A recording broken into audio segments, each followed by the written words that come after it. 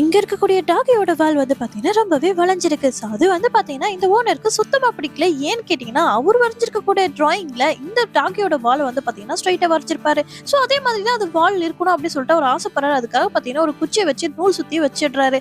But கொஞ்ச நேரத்துக்கு அப்புறம் பாத்தீங்கன்னா, அந்த வால் அப்படியே மறுபடியும் வந்து பாத்தீங்கன்னா, அது பழைய நிலைமைக்கே வந்து போயிடுது. இப்ப டாகி வந்து பாத்தீங்கன்னா அவங்களோட ஸ்டிக் அப்படின்னு சொல்லிட்டு தூக்கி போட்டுருது. ஸோ இப்ப அனதர் ஐடியா வருது. அதுல என்ன சொல்றாருன்னு பாத்தீங்கன்னா, இவருடைய ஹேர் ஜெல்ல வந்து பாத்தீங்கன்னா டாகியோட வாலுக்கு வந்து போடுறாரு.